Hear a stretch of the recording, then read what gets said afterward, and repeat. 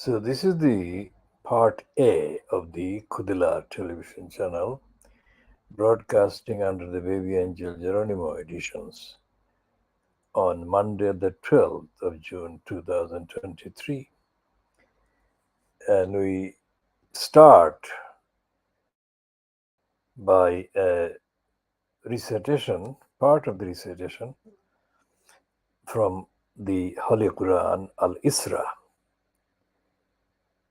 And one part that I was introduced to when I was young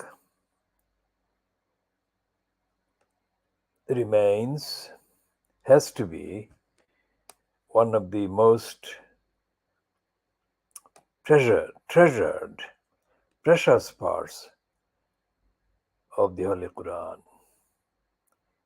Translated, it says, truth has arrived and falsehood perished. For indeed, falsehood is indeed doomed to perish. And in the transliteration, Wakul Haqqu or Zahakal Baatil, Innal Baatila Kaana Zahooqa.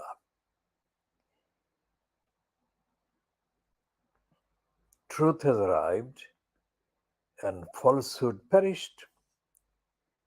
Indeed, falsehood is bound to perish. Now, this is something that the baby angel Geronimo is saying as witness.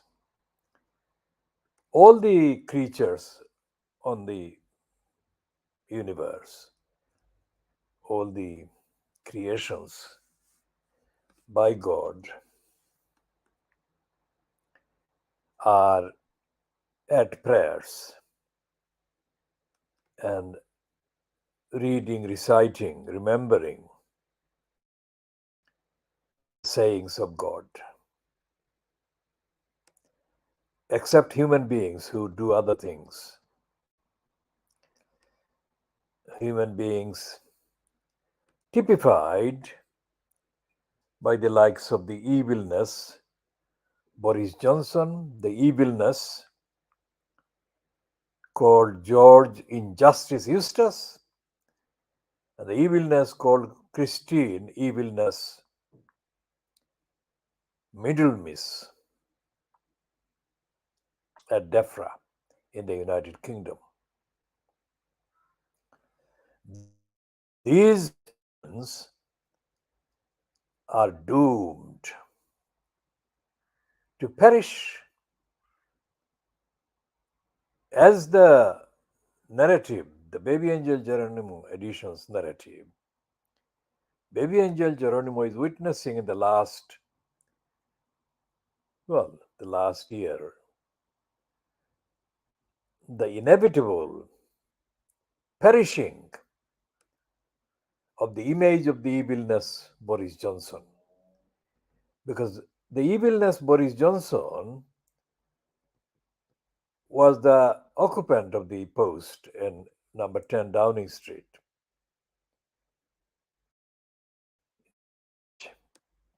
Some of the evilness sitting as judges in the English High Court perpetrated lies and falsehood against Baby Angel Geronimo. Baby Angel Geronimo is innocent. Baby Angel Geronimo is in perfect health. Baby Angel Geronimo is not infected. And yet the evilness, Christian Middlemiss, evilness personified, insisted that Baby Angel Geronimo had to be demonized, defamed, and lied about his health, about his perfect health. So all the liars at DEFRA, the UK department supposedly for the protection of the environment, that is a doomed department of DEFRA, depraved DEFRA, because it is controlled by liars, and it is controlled by liars who have themselves in turn been certified to lie with impunity against the truth, and to lie on purpose, to tell the lies against the universal truth that baby angel Geronimo knows and is aware of, which is in that part of the Surah Isra stated Wakul al Haqqu or Zahakal Baatil. Zahakal Baatil. Wakul means say. Al Haqqu, that truth has arrived. Or Zahakal Baatil, and Baatil is lies, falsehood has perished. Innal, that is inevitably, Baatil Kaana Zahooqa, falsehood will is doomed to perish. What has been happening in the last, let's say, 10 days around the liar, Evilness, Boris Johnson, is the inevitable catching up with the liar. Bit by bit, segment by segment, excuse by excuse, pretense by pretense, the shaitan, the devil, the liar Boris Johnson has been exposed word by word as lying, as fabricating. Now, one thought occurs in the context of baby angel Geronimo's observation of the lying, and it is this: if the liar Johnson says that the evidence, the pressure, the weight of the evidence against him is nothing to do with his conduct, but the product, the function, the creation of people carrying out what he calls a witch hunt. And if it is true that he says that nobody told him that he is breaking of the rules that he imposed on other people in society, amounted to breaking of the rules, requiring him to carry the responsibility. Then extrapolate that to every single part of the excuses about his behavior, about his conduct. And you find a situation where an individual is occupying the politically, quote, the most powerful position in the United Kingdom. And he's saying that he doesn't exist. He's saying that none of the conduct that he actually is evidentially found to have been involved in is his conduct. So if you add up all these excuses, that nobody has advised him that what he was doing, the wrongdoing he was perpetrating, was wrongdoing, then he doesn't exist because nothing, none of his wrongs, none of his badness can be laid at his door, which means that if nothing can be found to be connected with his existence, then it doesn't exist. So if it doesn't exist, then it follows that he shouldn't have been in that post to begin with. He's a phantom. So the shaitan, the evilness, Boris Johnson, doesn't exist. The news at the weekend that so called senior Tories have told Johnson to shut up and go away. Well, this is too late. Well, it is redundant because Boris Johnson never had arrived, he never had existed.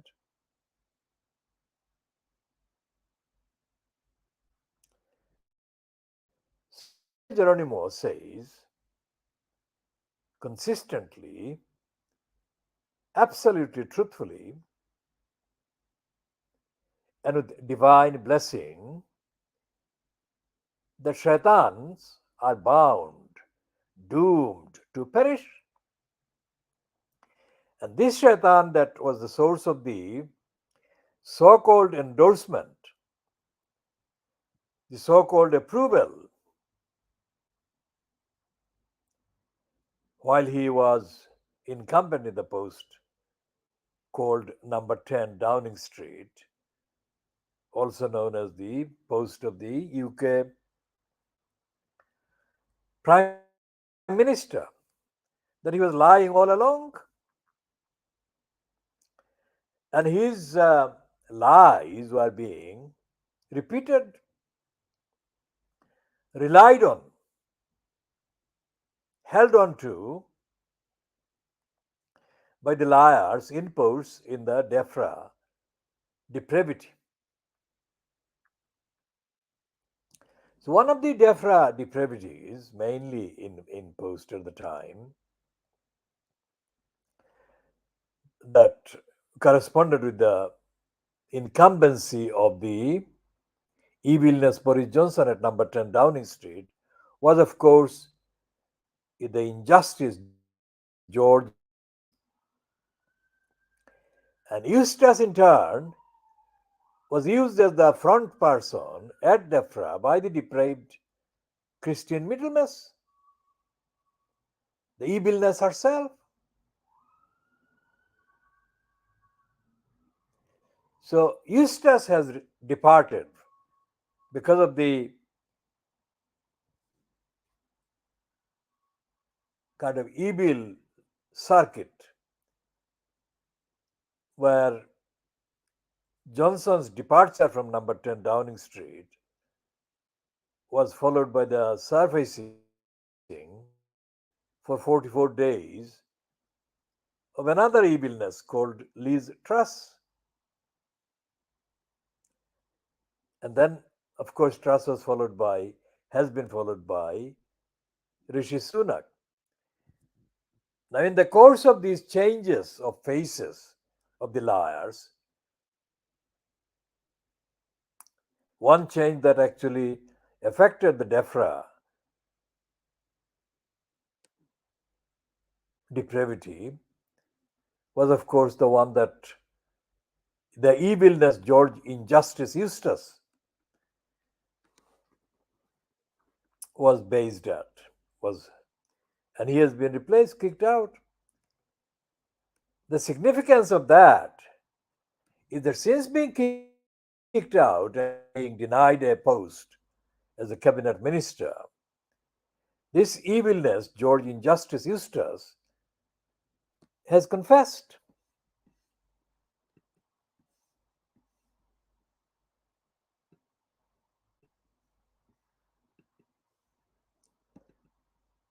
The evilness, George Injustice Eustace has confessed,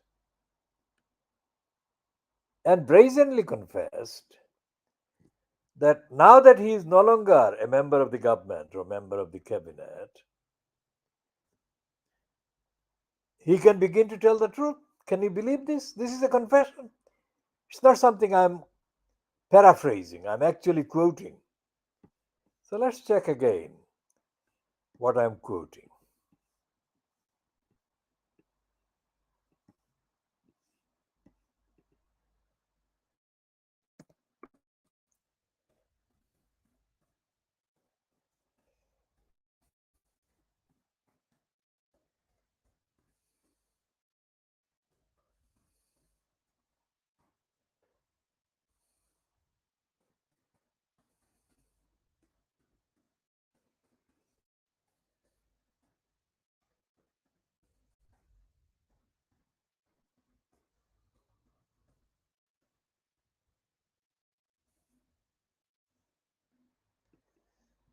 So, according to the evening, no standard, there is a heading online of the Evening Standard, no standard, says former post Brexit, Australia post Brexit trade deal not actually good for the UK. That is,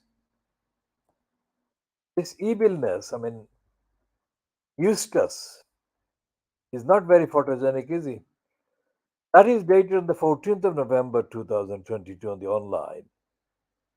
And it's byline to somebody called Daniel Keane. And it says, former Minister George Eustace claims Australia post Brexit trade deal not actually good for the UK. And he says, former Environment Secretary George Eustace has said that Britain's post Brexit trade deal with Australia is not actually a very good deal for the UK. The former cabinet minister, a Brexiteer, accused the Department of International Trade and then Trade Minister Liz Truss of failures during the talks with Canberra and warned that officials would need to learn lessons for future trade negotiations.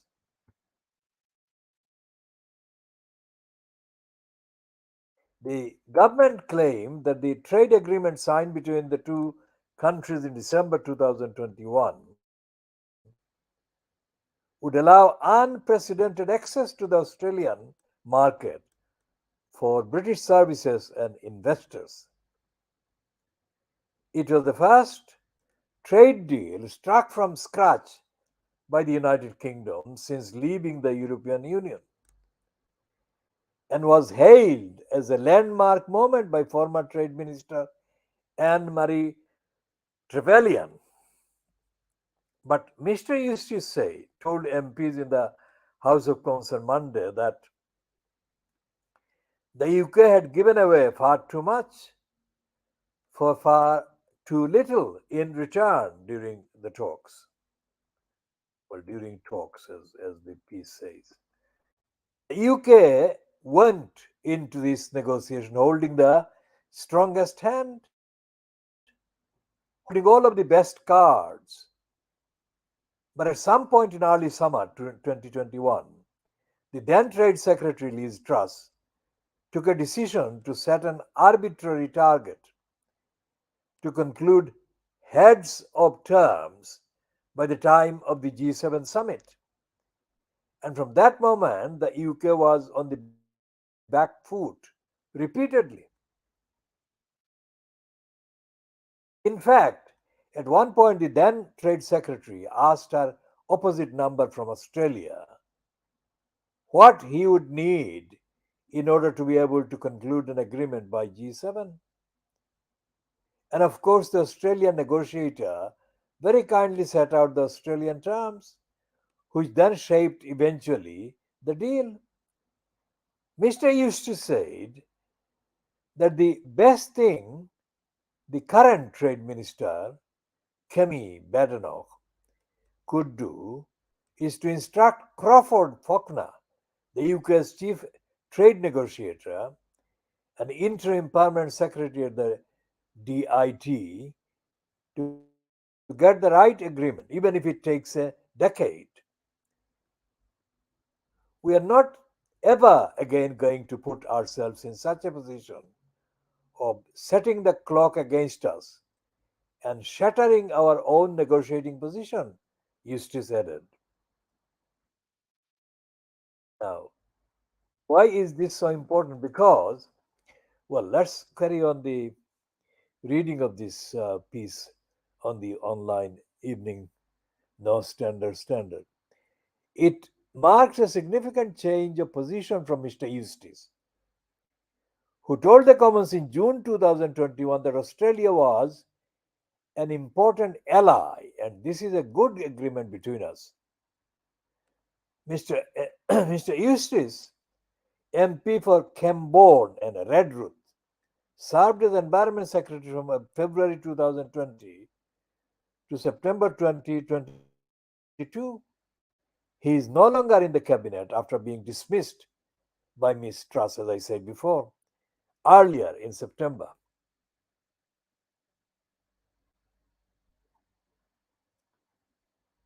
Now, that piece doesn't say what Eustace actually has said about the same time, but is not mentioned in the Evening Standard. But let's check the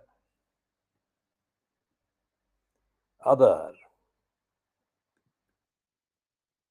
sources.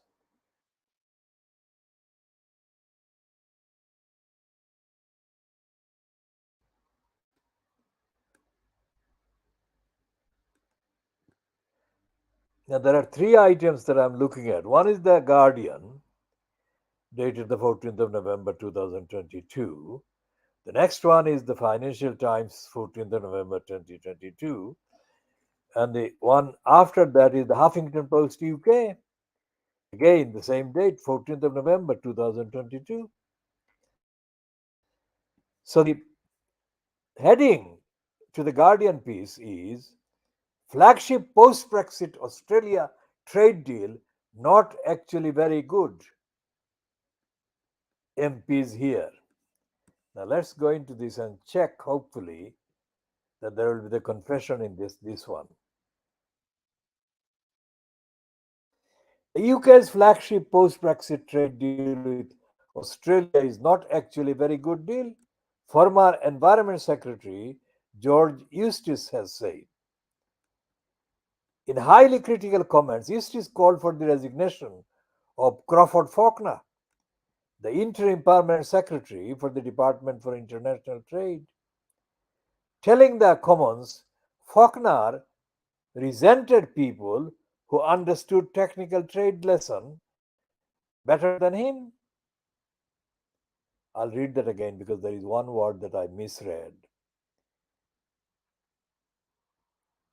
Telling the Commons, Faulkner resented people who understood technical trade issues better than him. So it's the issues that I had misread. Eustace, a supporter of Brexit, said since leaving his job in September, he no longer had to put a positive gloss on the deal. That is the admission.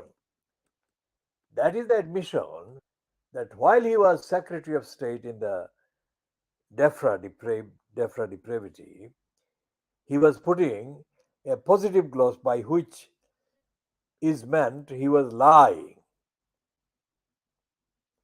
He was exaggerating the alleged benefits of actions that actually were bad. Eustace, a supporter of Brexit, said since leaving his job in September, he no longer had to put a positive gloss on the deal. Quote, the first step is to recognize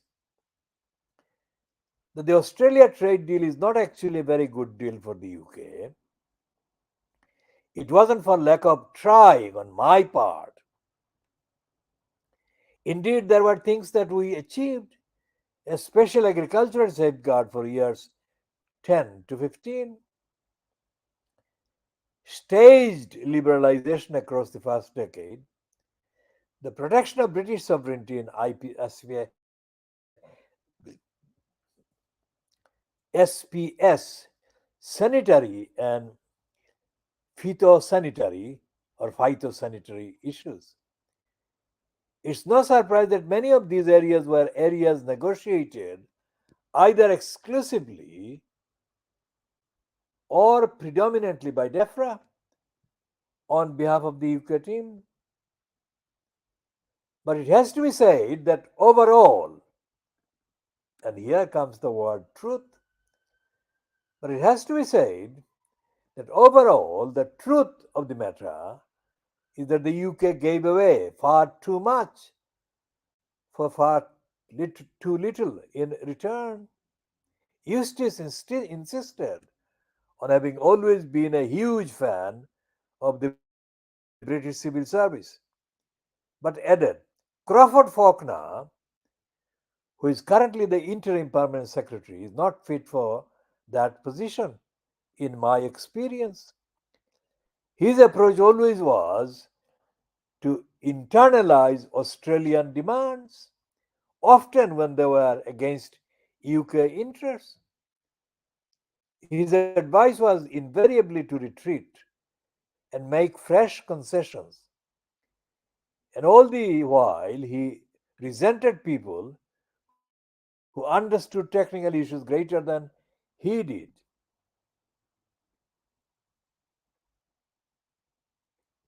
So there is a picture of Crawford Faulkner in Whitehall in 2019.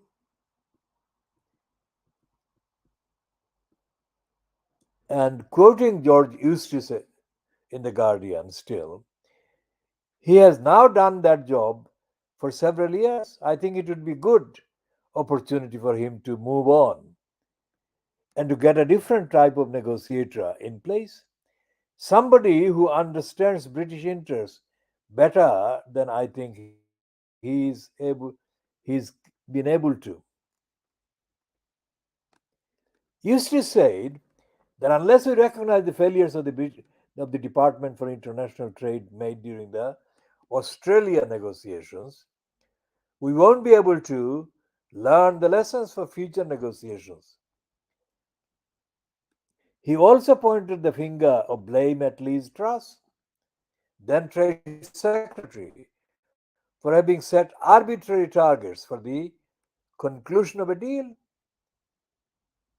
At the time in 2021, Boris Johnson, then Prime Minister, hailed the deal as global Britain at its best. But environmental groups warned it would be catastrophic for the environment. Catastrophic for the environment.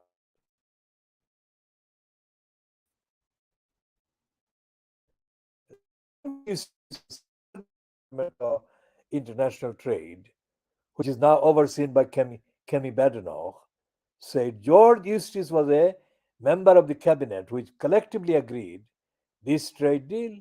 If the deal was as bad as he claims, he would never have approved it. Now, what Kemi Badenoch is saying is confounding the lies. Because all throughout this piece, as even limited kind of versions, as quoted in the Guardian piece, there is lies and lies and lies.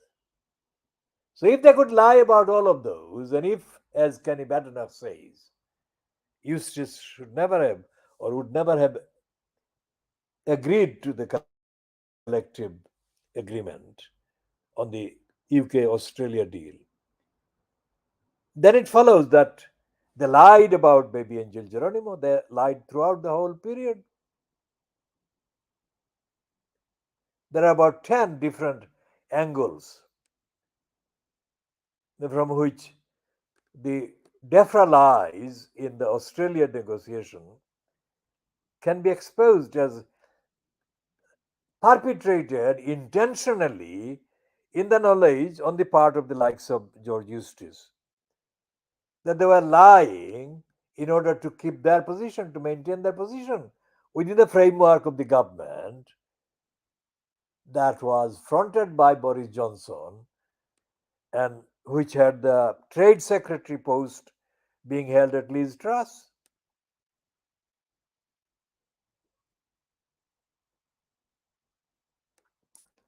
So Eustace is a liar. And the significance of the Eustace lies is in the fact that when they instructed their lawyers during the three separate High Court examinations of the claims made by Helen MacDonald on behalf of the baby angel Geronimo being absolutely fine and not infected and was being unfairly demonized and defamed. They lied in the knowledge that they were lying and that they were attacking an innocent baby angel Geronimo, perfectly healthy baby angel Geronimo. So the baby angel Geronimo's witness evidence is that he has been watching Eustace the liar earlier because Eustace the liar is no longer a front bench MP. And he says, since that particular statement, as reported on the 14th of September 2022, he has let on that he is not going to stand for election as member of parliament again. So this is a inevitable departure from the liar, from the department, from front bench and from the parliament of one of the main liars that lied against the baby angel Geronimo. And now this week, today, the actual reports by Fleet Street, that is the British so-called newspapers, against Boris Johnson actually vindicates baby angel Geronimo because the heading in the Guardian, let's read the heading in the Guardian that runs the piece about so-called senior Tories telling the evilness Boris Johnson to go away, shut up and go away.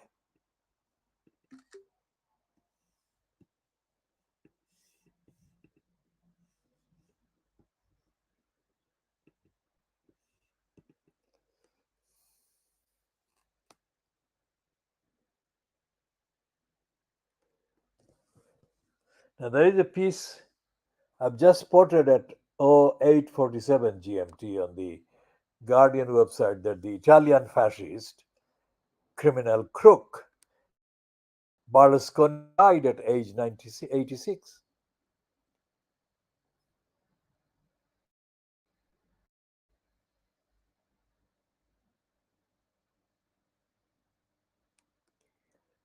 And another live kind of item running on the Guardian website is that Rishi Sunak says Boris Johnson asked him to do something he didn't think was right with honors list. Now, that shows that although Rishi Sunak has actually formally given the approval to the lies list of honors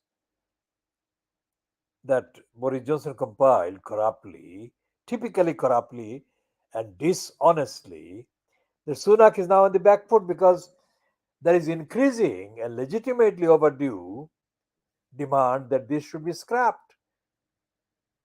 Now, Sunak says Boris Johnson asked him to do something he didn't think was right with the UK Politics Live, and this is the one that is being run, updated 8 minutes ago by Andrew Sparrow. He says that London Tech Week event Prime Minister, that is Rishi Sunak, says Johnson wanted him to overrule. Let's see what the actual full content. Yeah, Sunak says Boris Johnson asked him to do something he, that is Sunak, didn't think was right with honours list. At the London Tech Week event, at the London Tech Week event, Rishi Sunak is now taking questions. That was 9:41 British Standard Time, that is 8 minutes ago. Asked about Boris Johnson, Sunak says Johnson asked him to do something that he was not prepared to do because he didn't think it was right. That is Sunak. Now Sunak is coming apart as well.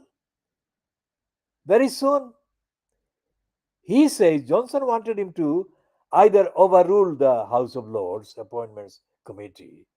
Well, there is a grammatical error in the tense of this sentence. He says Johnson wanted him to either overruled.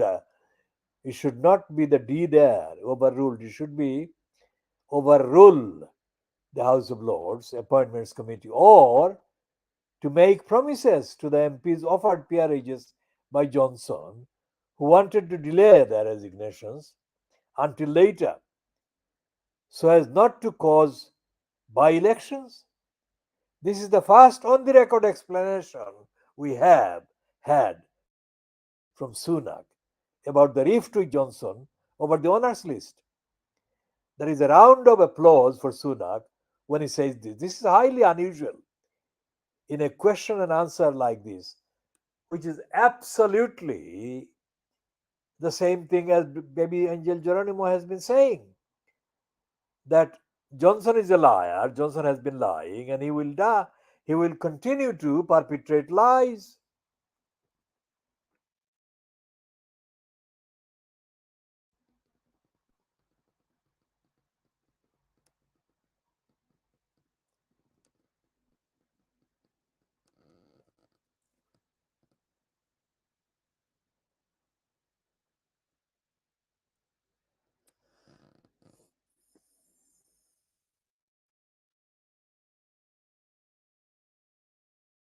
There is the London Tech Week where Sunak is doing the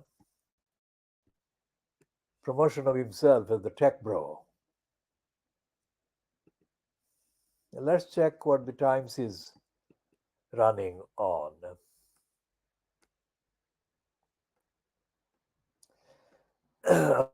Okay, the Times has got the heading, the correct heading, Silvio Berlusconi. Well, correct heading from their standpoint because they will never call him a fascist, although he is a fascist. But they're saying that Silvio Berlusconi, Italy's scandalous celebrity, that's the type of word that the Murdoch title would run. Celebrity Prime Minister dies aged 86.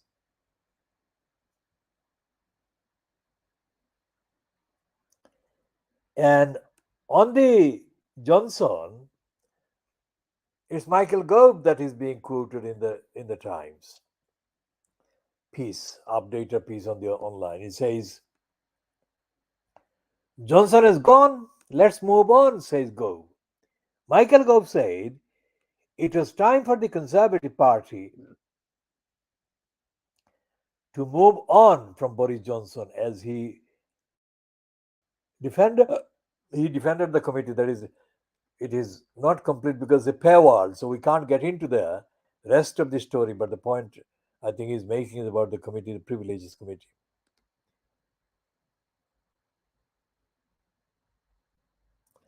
And the SNP in the Scotland SNP leader, this SNP members are urging the SNP leader, current leader, to suspend Sturgeon after the arrest.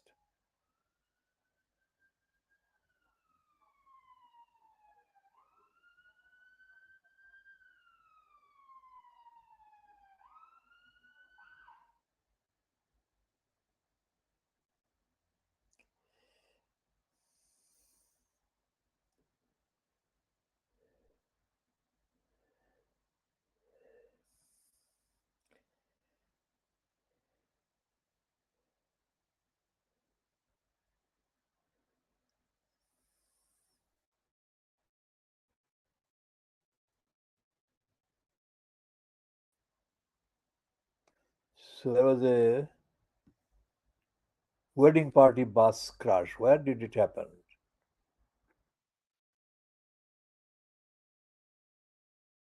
There's a wedding party.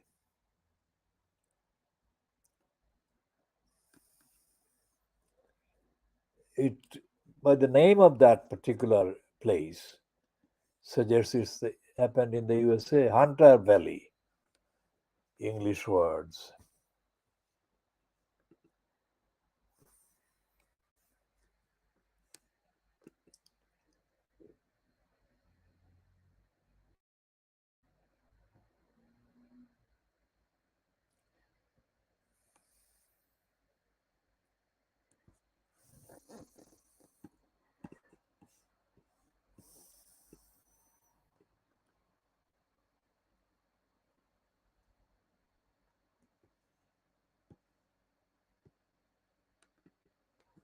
So where is the Hunter Valley?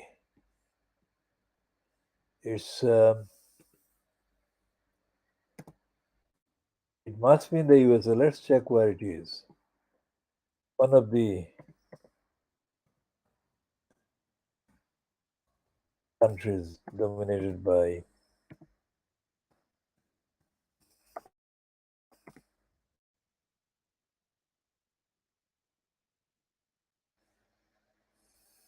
it's in Australia.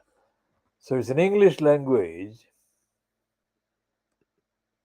country, so it's Australia.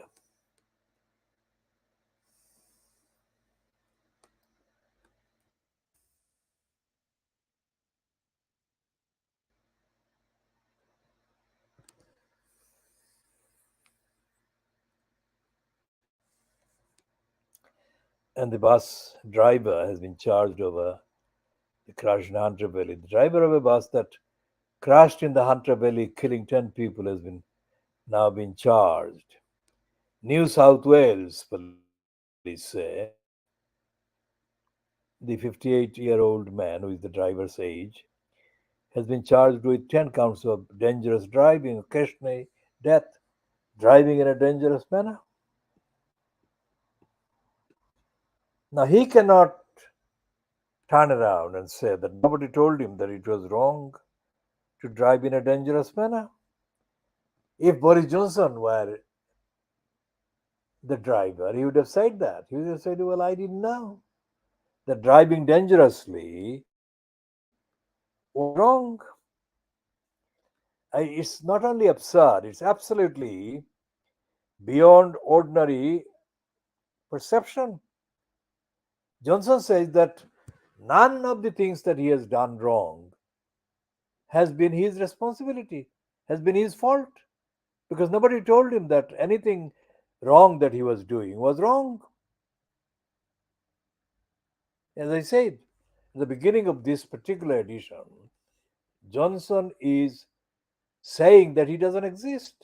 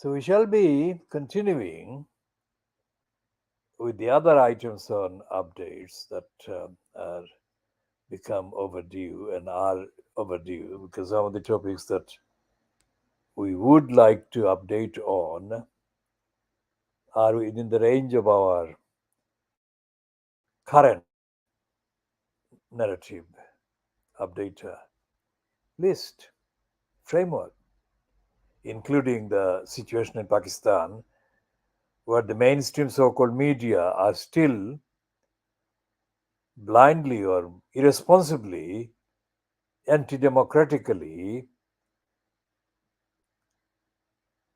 taking the orders from the military that wants Imran Khan's name not to be mentioned in the media. Although the fact remains that Imran Khan is the target of multiple criminally conceived, untruthful, illegal, unlawful, anti democratic, corrupt, harassing, bogus allegations, prosecutions, etc. And this applies to the attacks that the regime, following the military's orders, is targeting at Imran Khan's wife, Bushra Begum, or Bushra Bibi. And then there is this issue of Shamima Begum and the negligence, willful negligence by the Tar Hamlets, the local council, and the failure to discharge its constitutional legal duties to safeguard the children. And the long history of Lutfur Rahman lying. Lutfur Rahman, incumbent again in the corrupt post of the elected mayor in Tar Hamlets, the list of lying and lies by Lutfur Rahman is long. And there is no sign yet. This is now 13 months since the 5th of May 2022 election that took place in Tar Hamlets, allowing Lutfur Rahman to be, quote, formally declared as elected to the post of executive mayor. That means that the ordinary elected councillors are on the list, they're getting money, allowances, etc., but they're not there. They're not representing the electors, they're not representing the community. And this applies to the so called Aspire, so called party that Lutfur Rahman fronts, as well as to the so called opposition, Labour Party. And the Labour Party in Tar Hamlets, generally, and the Labour Party on the Tar Hamlets Council in particular, is continuing to fester in corruption, ignorance, negligence, and it's allowing the promotion of its individual members as councillors carrying the Labour Party card to do their particular individual greedy things. The fact that there is this corrupting post of elected mayor means that the elected councillors are effectively, factually rendered redundant. And the elected councillors should be treated as if they don't exist. Now, there is no evidence that apart from this campaign, the Khoodeelaar campaign, which created the Bangla campaign against the elected mayor post, that there is any party, political party or non-party campaigner even aware of what is going on in Tower Hamlets Council, let alone doing anything to make the council relevant to the people's needs, answer the people's questions. So if we shift our attention to the behavior of the two current members of parliament, both of Bangladeshi descent and both politically absolutely corrupt and silent.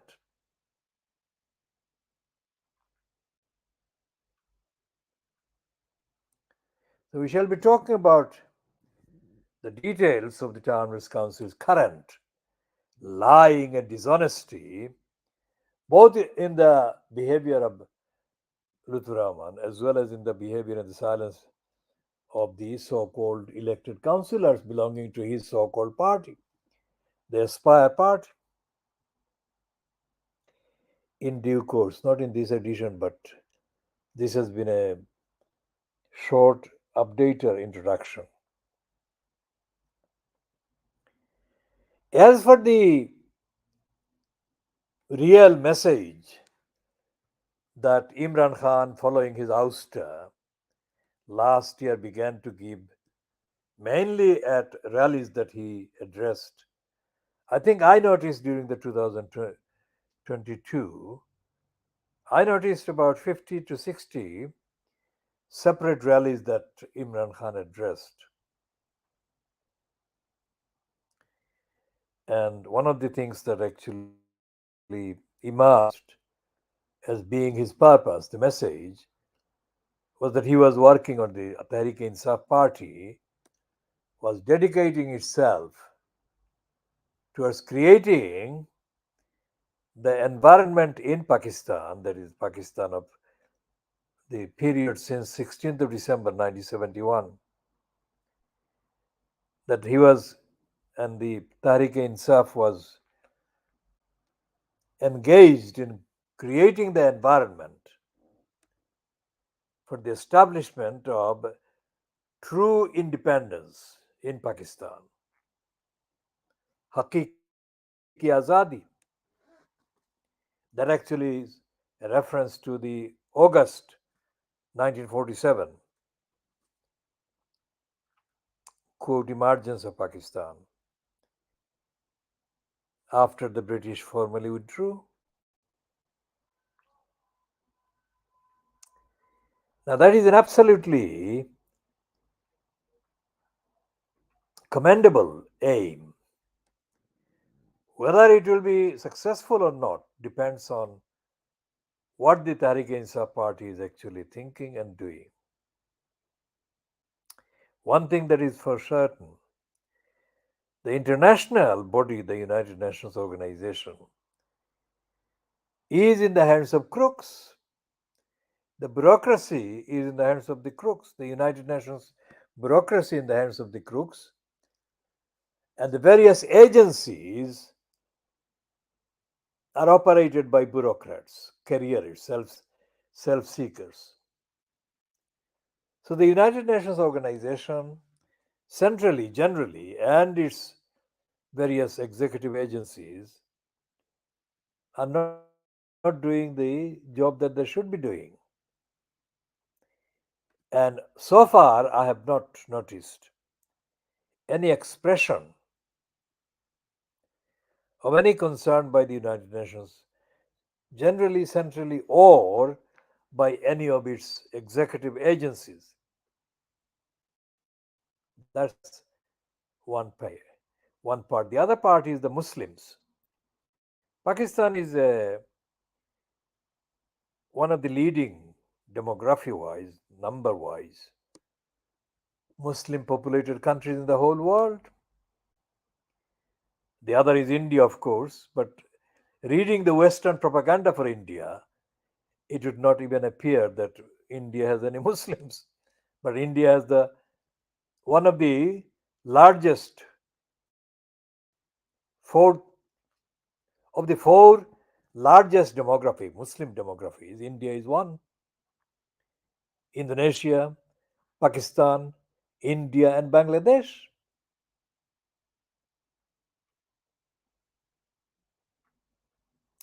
In Bangladesh, there is a complete treachery and betrayal of the concept of the country. Because Bangladesh, whether with Indira Nehru's intervention in late December 1971 or otherwise in political terms in international propaganda, including her effective opposition or rejection of Zulfikar Bhutto's idiotic stances, Bangladesh, whatever the tactics used during 71 and around 71, would never exist because it would be logical for a country to exist alongside India as a separate entity. It would be illogical because Bangladesh is in existence factually because it is overwhelmingly Muslim populated.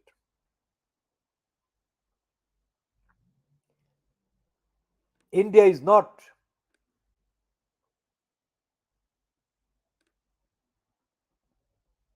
a secular country, although it claims to be one, but it is not. The Bangladesh is not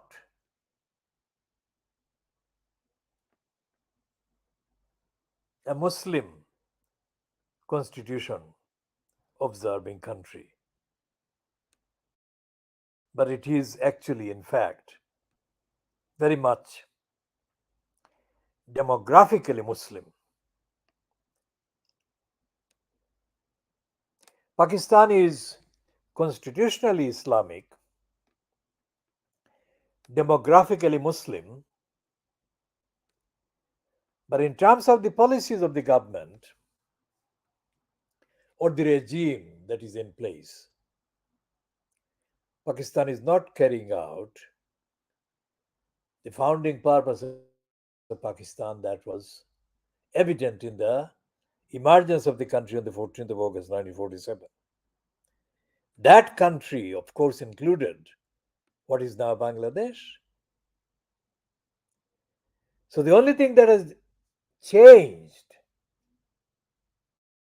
about Pakistan is that what used to be East Pakistan has disappeared and been replaced by the name Bangladesh.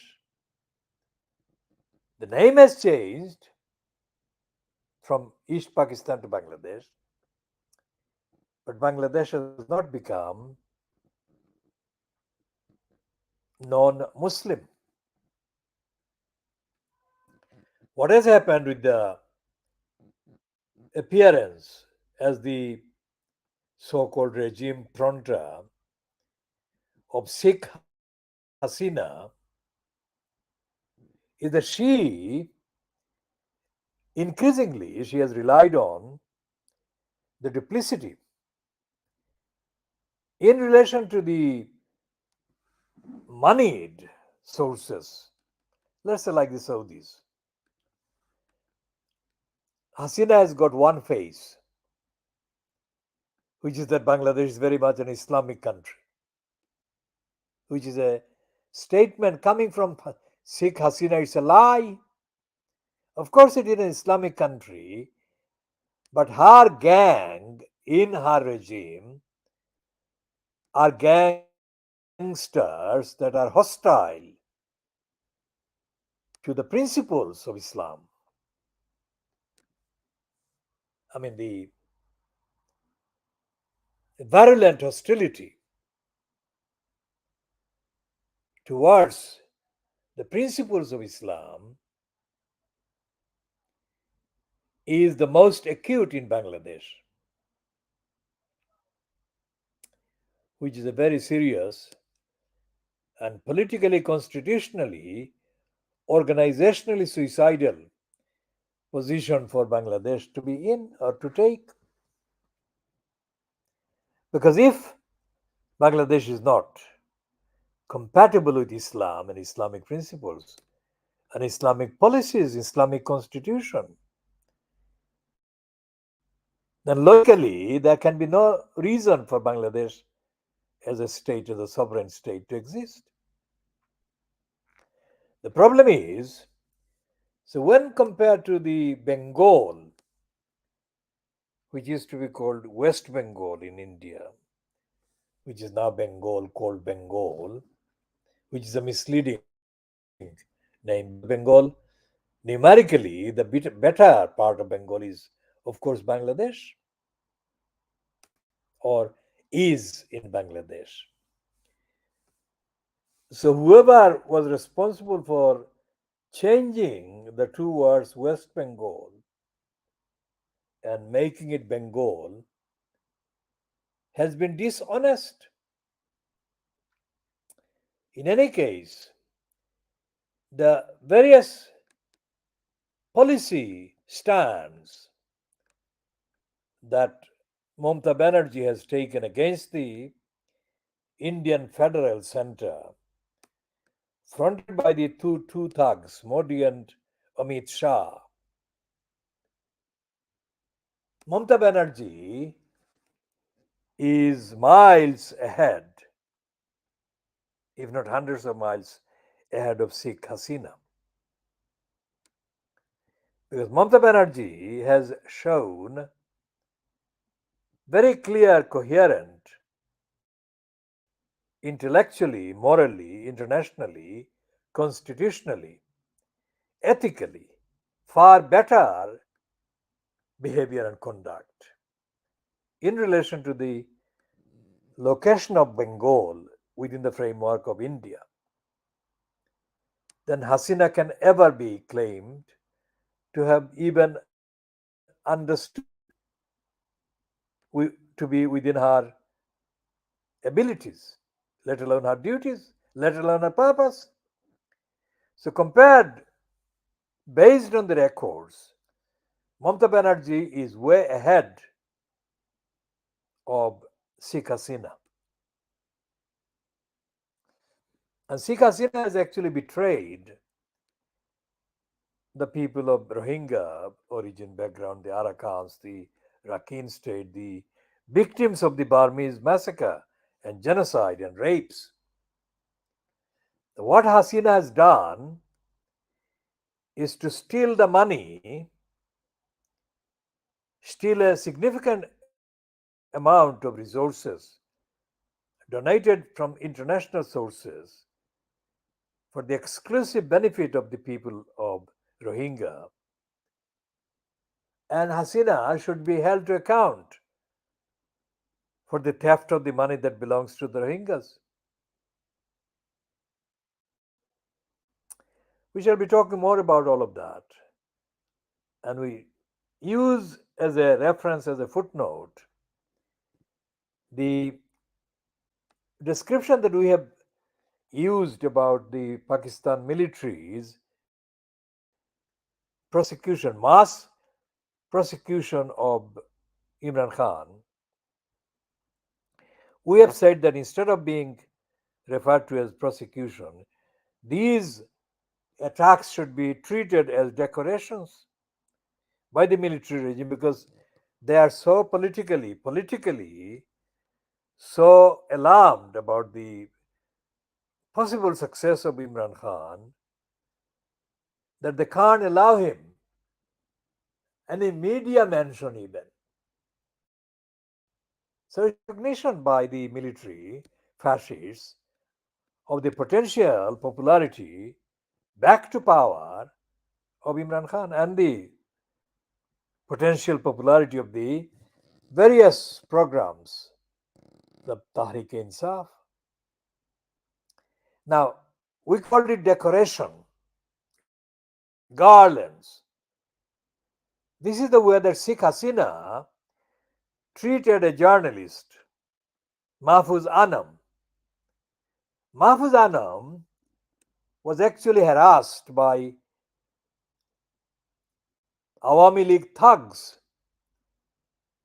being programmed to file FIRs against Mahfuz Anam, about 100 or so FIRs across the little Bangladesh, claiming that Mahfuz Anam had committed defamation, etc., etc. Of course, Mahmud Mahfuz Anam had done no such thing. Mahfuz Anam has always been a very weak and feeble individual. Even when he was a student at the University of Dhaka, where I had the misfortune of observing Mahfuz Anam and other self-seekers, he was sucking up to the Satra League, the Awami League, the Sikh Hasina faction of these so-called students. Mahfuz Anam stands out in Bangladesh because the absence of competition is the reason, not his unique abilities.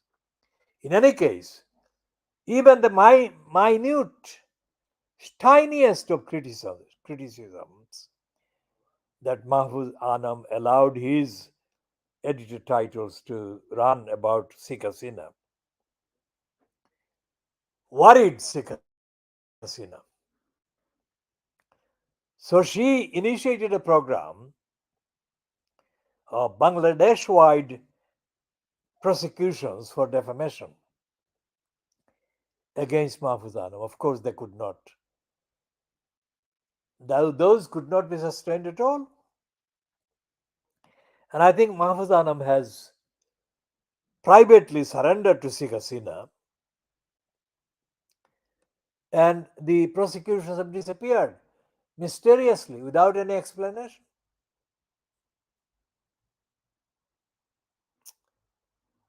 Mahfuz Anam has got a daughter who is very much endorsed by the West,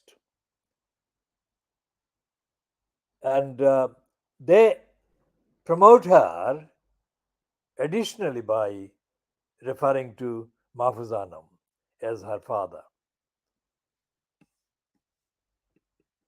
What do they say?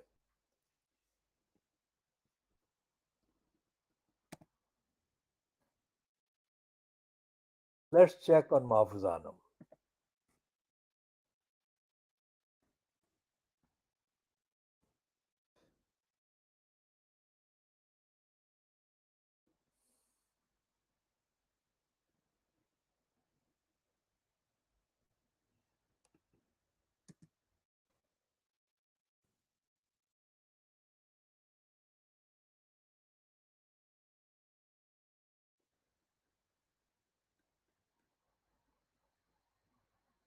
So his daughter is called Tahmina, isn't it?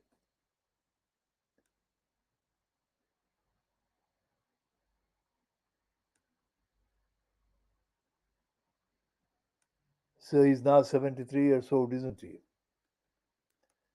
And his father was Abul Mansur Ahmad. Now, Abul Mansur is the man who wrote the book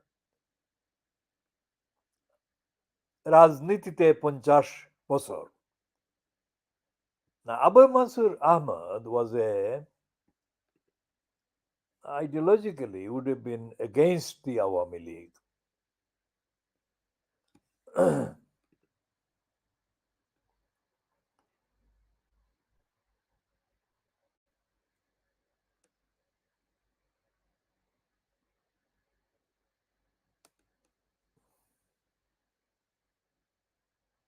And he was a member of the Khilafat movement and Pakistan movement.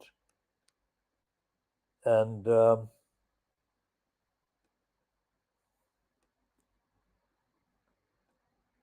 he died in 1979, aged 80.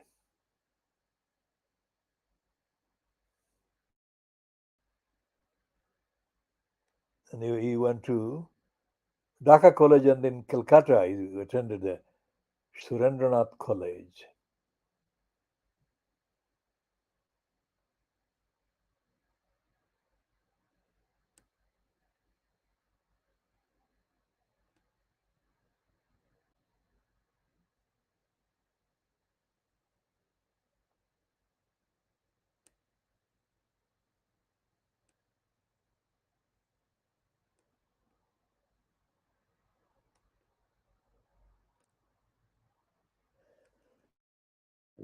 So let's check on his book that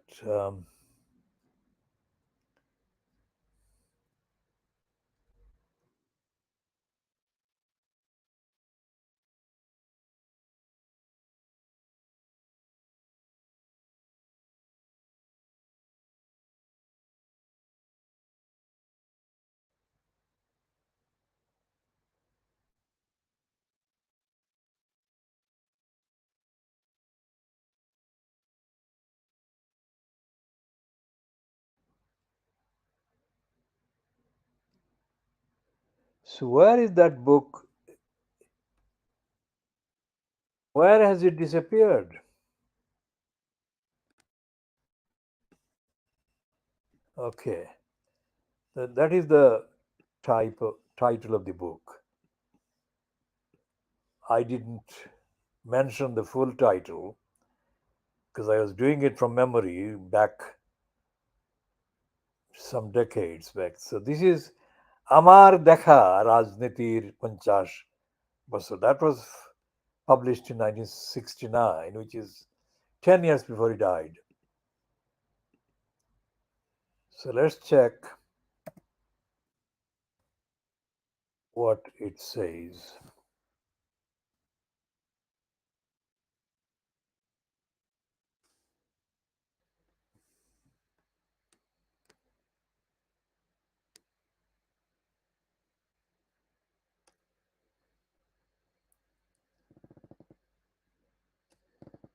So it says in this item on the Daily Star, which is of course edited by his son, Mahfuz Anam, it gives him a glorious reference and it says, Amar Dekha Rajnitir Panchash Bochor.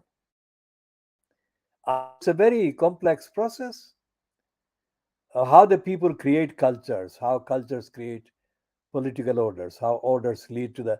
Now, Mahfuz Anam, as I said, is a political opportunist.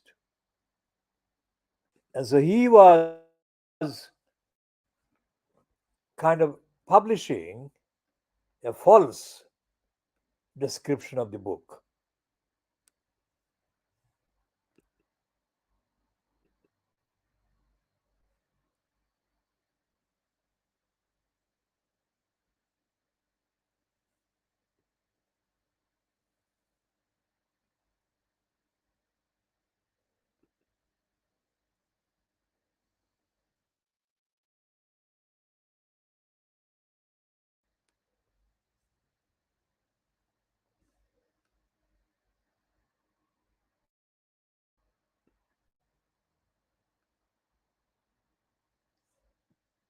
So what is his book? I mean, I never actually purchased the book. I read about it in various references at the time, and I don't believe that the references that I did read about to his book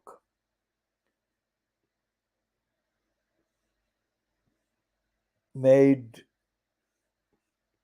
any comment that I can remember.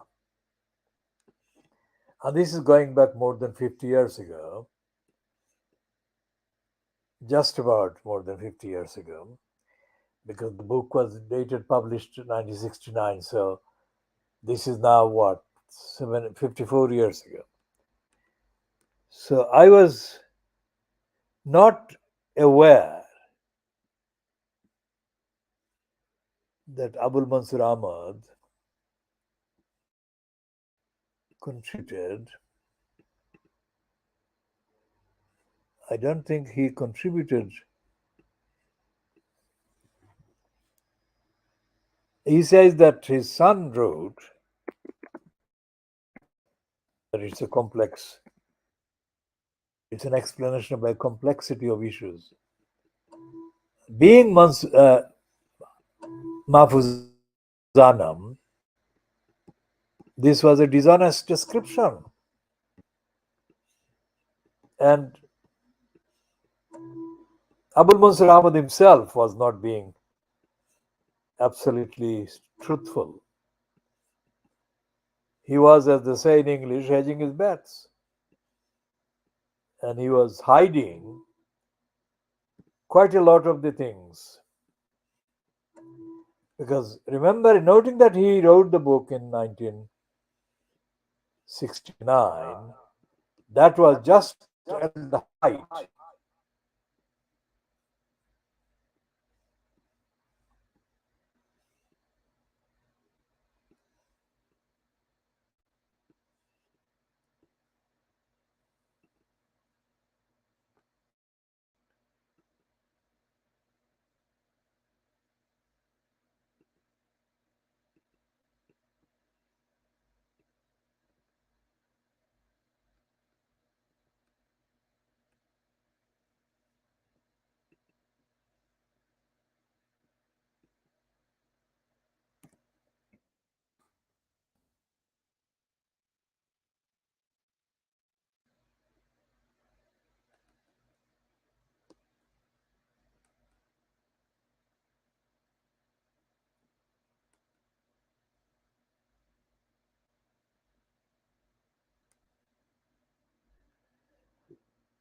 we shall be talking about Abul Mansur Ahmad another time.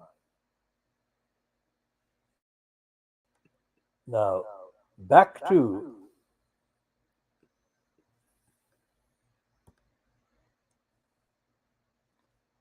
the period of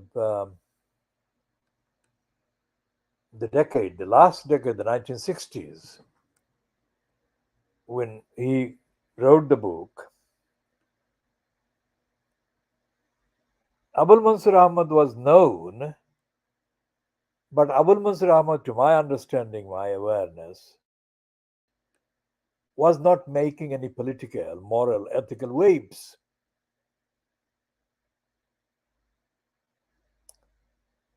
The only person that was actually significant, because of the longevity, the long time that he had been a campaigner, was Abdul Hamid Khan Bashani.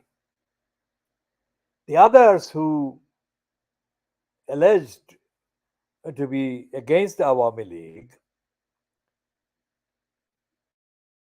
included individuals that did make some occasional comments, but they didn't actually really create a movement against the Awami League. So the 1960s,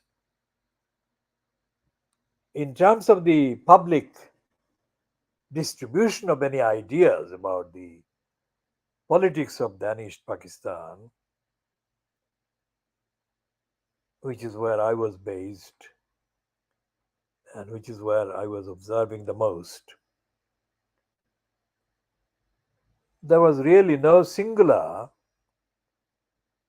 political entity that was active.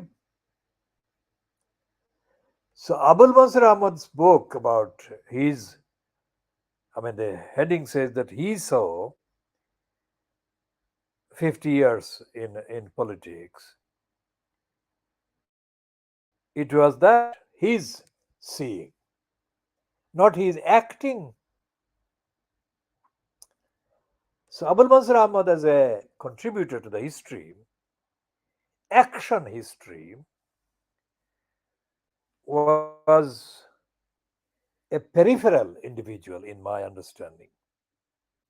When I say my understanding, I mean that I was active in the 60s as an observer, fact, factual observer, and the last 3 years of the 60s, that is 1967 to 1970, I observed the politics of Sheikh Mujib very intensely. And as I've said before, I didn't find Sheikh Mujib leading intellectually, let alone in terms of the international perspective. And the same thing I can say about Bhutto. Of course, Zulfikar Bhutto I defeated at an unplanned debate held in the 1960s at the Institute of Engineers, which is on one side what used to be called the race course and the not far from the complex of buildings constituting the Bangladesh High Court and so-called Supreme Court, etc. Very much part of the region in Dhaka city that contains the University of Dhaka. So in both then West Pakistan and then East Pakistan, which is now Bangladesh, I don't think that there existed the facts that showed one individual leader politically leading for the country. There wasn't. So there was a political vacuum in the 1960s, which is absolutely something that is so remarkable. So we shall be ending this particular one, lasting what? 1 hour, 24 minutes, 25 minutes, and ending at 0940, let's say, just short of 0940 GMT on Monday, the 12th of June.